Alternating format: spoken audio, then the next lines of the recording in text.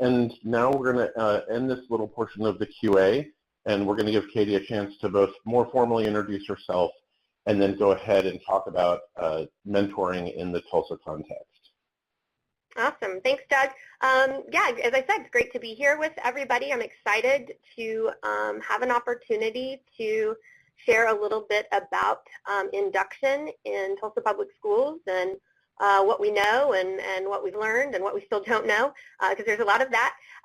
But just really excited to be here with everyone. As Doug said, my name is Katy Ackley. I am the Director of New Teacher Support for Tulsa Public Schools, beginning my 18th year with the district. Started as a beginning teacher myself in an elementary school in Tulsa, and spent 8 years there, and from there moved into some instructional coaching work, and spent some time as an elementary principal, and have been in the world of professional development, professional learning for about 6 years now. The last two of which have been specifically focused on this induction work and the support of our newest teachers. So to kind of give you a sense of where we are and where we've come from with regard to our induction program in Tulsa, I think a little bit of a history lesson, if you will, makes sense.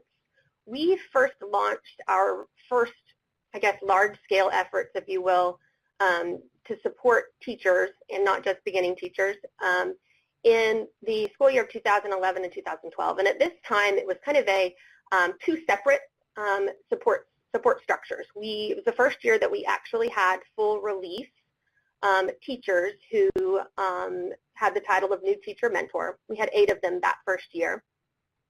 It was the first year that we launched into a partnership with the New Teacher Center. And so all of our 8 mentors were trained by New Teacher Center and launched this work of one-to-one mentoring support that year. At the same time, we launched a site-based support structure in which we had a position called a staff development teacher. And this was, as I said, site-based individuals who were reported to the building principals and were there on campus to provide what you might think of as it was intended to be instructional coaching type support. That program was in place in that model for a few years. The year after it launched, in an effort to kind of align the two models, the staff development teachers, the site-based staff development teachers, were actually trained to use the New Teacher Center model that the mentors had been using for a couple of years now, and had seen some pretty good results with. But what we found, not only, even though we began to speak some of the same language around New Teacher Center, having kind of the centralized and then the site-based model created some inconsistencies and some misalignment, as you might imagine. And the other thing that we saw specific to the staff development teacher role is that while they were very much intended to be professional learning support for teachers, more often than not, those little things that the principal needed them to do here and there, cover a class or cover an extra lunch duty, began to sort of take over, and they were becoming more of a second administrative role, if you will, or an additional administrative role in the school, and really losing sight of the original intent. So because of that and a lot of other factors, we kind of revisited the structure, and in school year 14 and 15 went to a fully centralized model and really merged those two programs, both the mentoring and the coaching program, which was the staff development teacher program renamed to be instructional coaching, into one cohesive team. And during that time, we had leadership transition. This was actually the year that I joined the program and began to coordinate and supervise. And so we went from having our 8 centralized mentors and 50 site-based folks to now having all of those individuals, 47 coaches and 9 mentors, centralized, reporting to a director of professional learning as opposed to each of the individual principals. You know, that first year in the new model, we learned a lot, but I think the biggest thing that we were able to do that year is really create some alignment between the two programs and get mentors and coaches speaking the same language and on the same page and sharing the same vision and really understanding what each other's roles were and are. The following year, unfortunately, this is last year, due to some budget cuts, we saw a cut in our instructional coaching staff. We were reduced, quite frankly, more than half, as you can see there. But we did see some increased investment in our induction program, and we're able to increase our number of new teacher mentors to 13. As a result, we really knew, what research says is if we can continue to support our teachers after their first year, you know, that's ideal. And so our mentors last year assumed the support of not only first-year teachers, but kept those second-year teachers for another year. And it started off great, but what ended up happening is their caseloads really just got to the point of being unmanageable. New Teacher Center recommends a caseload of approximately 15 to 1, and we were up to, in some cases, 20, 21, and it really just, we saw a really big hit in the amount of time that our mentors were able to spend with their teachers. And so, as a result, we, moving forward into this year, fortunately, we're able to maintain our current level of staffing, no cuts this year. Our mentors are going to resume that intensive focused support of just our first-year teachers. And our instructional coaching staff, again, who have had the same trainings, in addition to their coaching responsibilities, are going to have a small caseload of second-year teachers that they'll be able to support on a one-to-one basis. So we're excited to be able to continue that, that support into year 2 in a more manageable way. So I'm going to back up just a bit and go back to last year. And as I mentioned, this is a year in which we saw you know, some increased investment, not only in personnel, but in some funding from some of our donors last year around induction support. And so what this is really is just kind of a high-level overview of our priorities and some of our key priorities and tactics from last year. As Lisa mentioned, induction is more than just that mentoring. While that mentoring is a huge piece of what we do, we also are intentional about providing opportunities for our novice teachers to engage in professional learning. We do every year a pre-service training, which I'll talk a little bit more about what that was like this year. But we do a pre-service training and then ongoing opportunities for our teachers to come back on Saturdays and after school for ongoing learning. And then something we have seen in Oklahoma is a real need to provide all of our alternatively and emergency certified teachers with support for obtaining their certification. So we offer study groups and prep sessions to our new teachers who are still seeking the certification requirements. Again, our in-field mentoring support last year, we had 13 full-release mentors. We were able to serve approximately 200 first and second-year teachers in a one-to-one basis. And then focusing on our mentors and their development is always of importance to us. And last year, we rolled out a new approach to supporting our teachers in classroom management.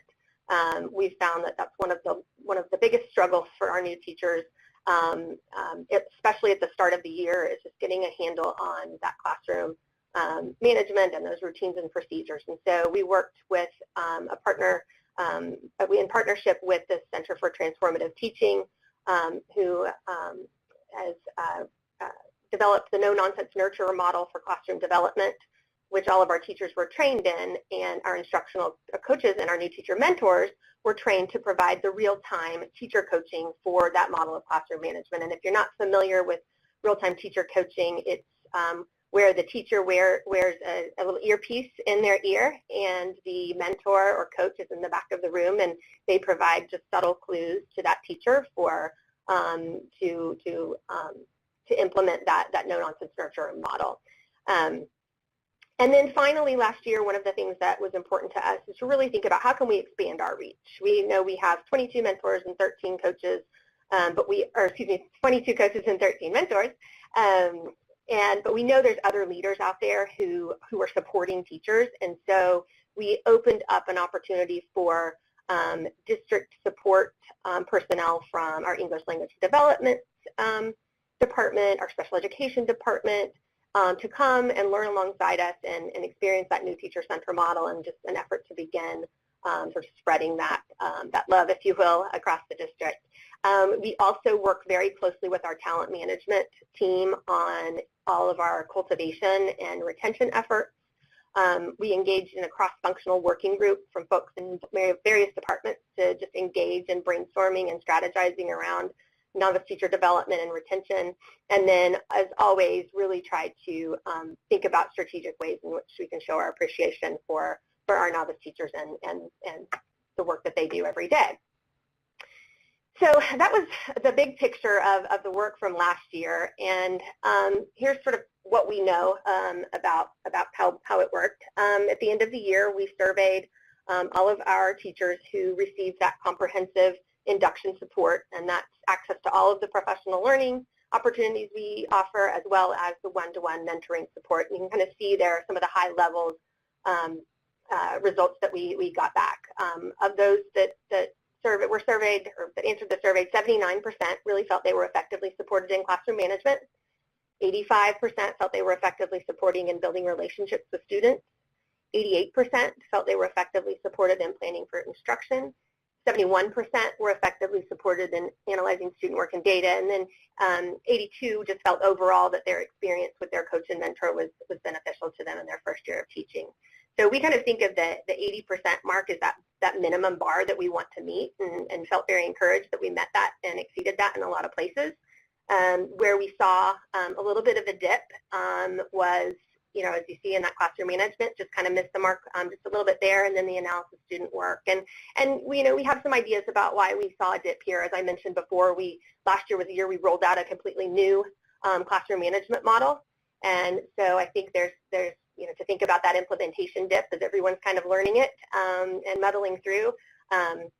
Understandable that it might not feel as solid as it has in years before.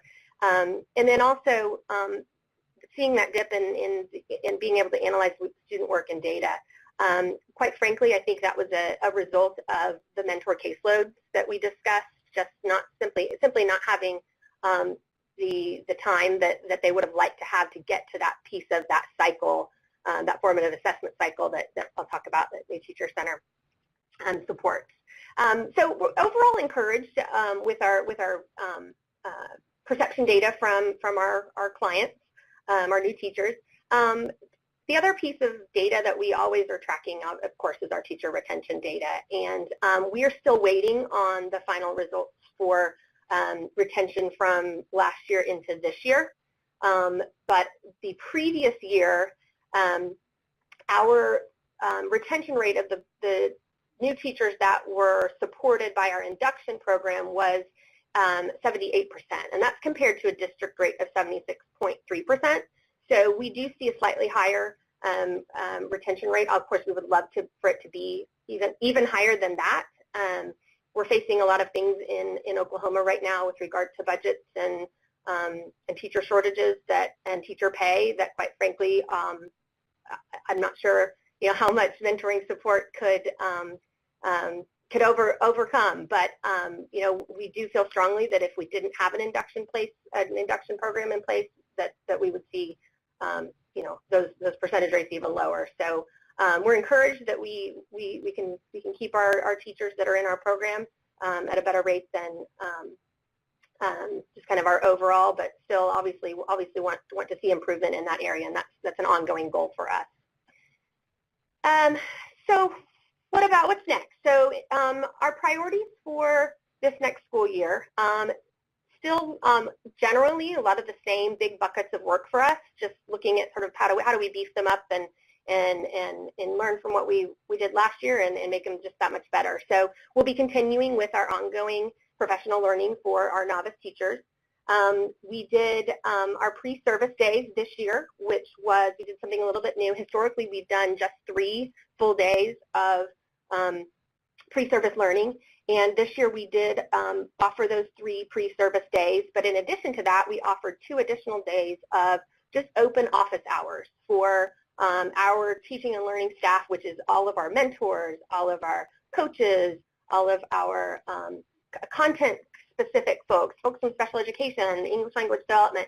Just we're here, on site at our professional development center, and we just had an open invitation for our teachers to come and get the help that they needed on a one-to-one individualized basis. And having never done it before, we didn't really know what to expect, but we were really pleased with the turnout. Teachers took advantage of it, and we saw them, coming in and out overall those 2 days quite a bit. So what will happen now is 4 ongoing Saturday opportunities quarterly throughout the school year for our teachers to come and just continue that learning from those pre-service days. We'll continue our ongoing certification support. We've already had several sessions, and we have several more this month scheduled already. And one thing that I think we always try to keep in mind anytime we're doing any type of professional learning is that it's never a one and done, that we look for it to be those entry points for coaching and mentoring cycles so that we can go in and support implementation of that new learning. And so that leads into that in-field work that we do. And as I said before, our mentors will be really focusing their support on those first-year novice teachers in those one-to-one cycles. We are setting a goal to reduce our caseloads so that we can increase our time. New Teacher Center recommends a caseload of approximately 15 to 1 and an ideal of 180 minutes of support per month. Our mentors do have some additional responsibilities outside of just the mentoring that I've talked about with providing that professional learning. So in order to get that 180 minutes a month, we're going to try to keep their caseloads down in that 10 to 12 range. We don't know yet. We're just going to have to see what we can do there. And then when we're out in the field with our teachers, we really focus on those priority practices that you'll see kind of in that visual on the left, which is New Teacher Center's formative assessment cycle of planning for effective instruction, then observing, providing feedback on that instruction, and then coming back and analyzing the evidence of student learning, and then sort of repeating that cycle all over again. And so those are our 3 sort of most important pieces of that instructional mentoring work that we do. But as I mentioned, with our new teachers, we often see that classroom management issues can get in the way of them being able to do all of those other things effectively. So one of our approaches to observation and feedback, as I mentioned, is that real-time teacher coaching that's specific to support classroom management.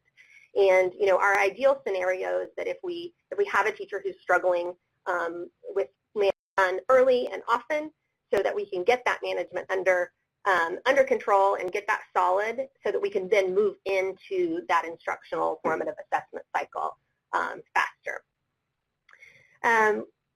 We're going to continue to expand our reach and think about how we support our newest teachers pre-service and beyond by offering. Again, we'll continue this year with our support of our talent management team in helping to cultivate our new hires, welcome them to the district, and be an early connector to them or connection to them for support, and then those retention efforts to continue to try to keep our teachers with us beyond year 1. And then really important to us this year is the mentor development that we'll be doing. New Teacher Center, through their research that Lisa shared, has done a lot of work and a lot of effort put into growing in their practice and therefore allowing us to grow in our practice. And so they are launching some new learning series for mentors and for coaches that are really more closely aligned with the instructional shifts that we want to see in our classrooms and the college and career ready standards. And so we'll be doing what I'm calling a recalibration of our mentor team over the course of this year. Some of my mentors have been with us since the beginning for 6 years. Some of them are new to the mentor team this year, and all of them have had some sort of learning, but not necessarily all together. So we're excited about the opportunity to come together as a team this year and relearn and push ourselves in new learning together. But in addition to that, that professional learning for the mentors, we do have opportunities for our mentors to get in-field coaching, not only from myself as the lead. I also have a lead mentor. We also have NTC folks who come out and work with us and provide feedback, and then each of our mentors has a peer mentor. So lots of opportunities to receive feedback on their practice from folks internally and externally.